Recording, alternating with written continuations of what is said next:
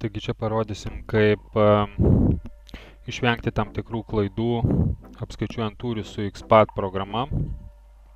Visų pirma, mes žiūrime į civilo langą, jame matome pamatuotą kelio atkarpą, jinai yra šiek tiek lenkta ir tai yra pagrindinis dalykas, kurį reikia įsidėmėti. Dabar mes matome, pavyzdžiui, įrengdami sankasą pamatavome dvi linijas, vieną kraštą ir kitą kraštą, tai yra dvi raudonas linijos, o užpylę šalčiui atsparų sluoksnį pamatavome vėlgi vieną kraštą, tada šlaito viršų ir šlaito apačią, ir jeigu mes peržiūrėtume abu sluoksnius 3D režimu, tai matytume maždaug tokį vaizdą. Tai kaip matom, turime po apačią lygų dugną ir jį dengiantį dangtį su nubyrėjusiu šlaitu. Atkreipiu dėmesį, kad, pavyzdžiui, paviršius, dugno paviršius, jis gražiai sutampa kraštas su pamatuota linija Civil programoje. Dabar pereikime į XPathą. Ir čia mes matom suimportuotas tas pačias linijas, arba galim pamatuotas, sakykime, lauke. Dabar pažiūrėkime, kaip iš jų susikurt paviršius. Pirmiausiai sukūrime dugno paviršių. Dugno pirmas variantas. Kadangi kursime 2 kartus dugną, kad parodytume galimus nesklandumus skaičiuojant tūrį, tai pavadinsim dugnas pirmas variantas. Tai bus trikampiai, tai bus, sakykime, raudona spalva. Dabar sukurkime naudodami lūžio linijas. Pažymime pirmą raudoną liniją, antrą raudoną liniją. Panaikinti. Įsididinam.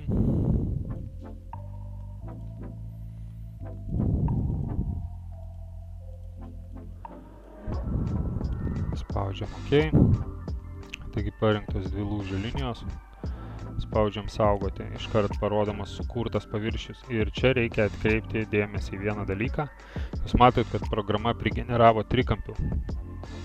Nuo vieno galo iki kito, paskui nuo antro taško vėl į paskutinį ir taip toliau. Ir tai yra labai svarbu, nes šitie trikampiai esantis už tikrojo ploto ribų, jie įtakoja tūrį ir jų iš tikrųjų neturėtų būti, ką netrukus pamatysime. Dabar sukurkime dangtį.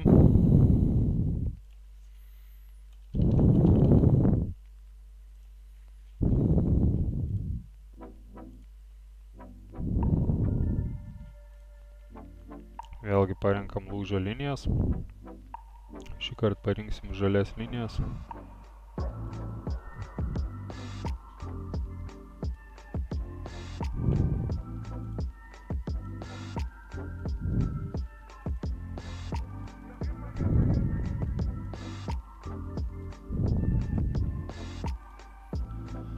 Taigi pažymėjom 3 lūžio linijas.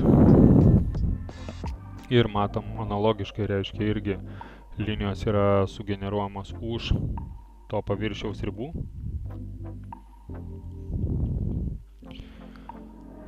Dabar pabandykime suskaičiuoti tūrį, pažiūrėti, koks jisai gausis. Skirtumas tarp dviejų paviršių.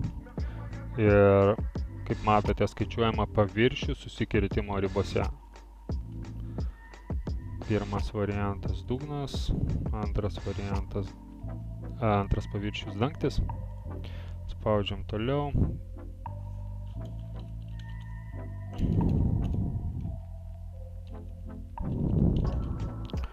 Tūris pirmas variantas. Spaudžiam saugoti. Matom, tūris yra 361 kubas. Gerai, dabar pažiūrėkime, kaip teisingai turi jisai būti sukurtas tie paviršiai. Tam, kad paviršių sukurtume teisingai, mes pirmiausiai turime sukurti paviršių ribojančią išorinę liniją, kad tie trikampiai už jo ribų nebūtų braižomi. Todėl renkamės brėžti poliliniją ir pereisime rankiniu būdu. Galima, aišku, matavimų metu matuoti atitinkamai, kad gautųs tas kontūras, bet mes pereisim rankiniu būdu, kad būtų aiškiau ir į patį matavimų procesą nesigilinsim. Taip, toliau.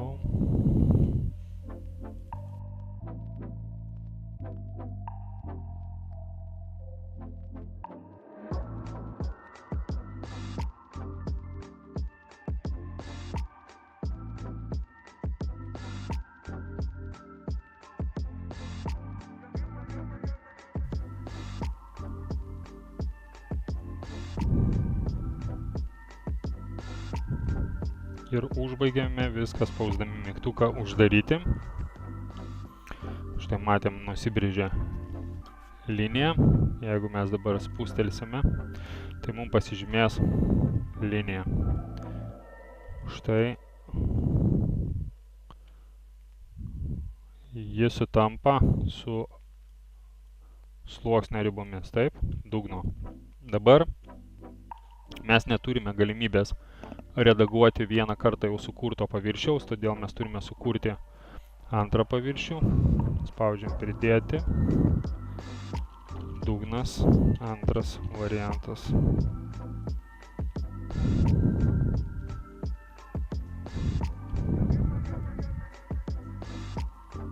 Taip, pridedam vėlgi lūžio linijas, tas pačias raudonas.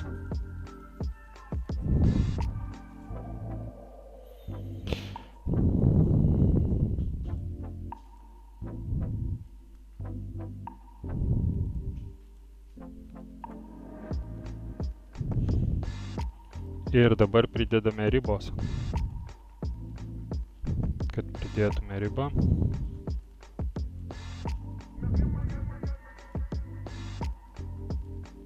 Spraktelim čia ir matome, yra pažymima ta išorinė riba, kurią mes ką tik sukūrėm. Spaudžiam OK, spaudžiam saugoti. Ir dabar mums parodomas paviršius sukurtas jau teisingai, kaip matot, už jo ribų trikampių nebėra.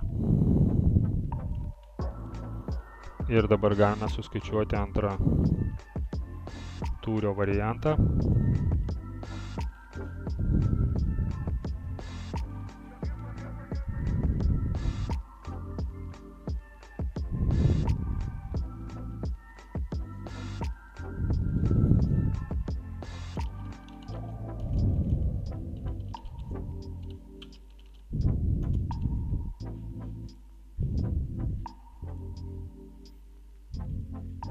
Ir pasižiūrim, tūris gavosi 224 kubiniai metrai, taigi paklaida, kuri gavosi dėl neteisingų trikampių su generavimu, gavosi 136 kubai. Tai yra tikrai nemažai ir esmė yra ta, kad ne visada yra ta sankasa taip akivaizdžiai sukasi, kaip kad šiuo atveju.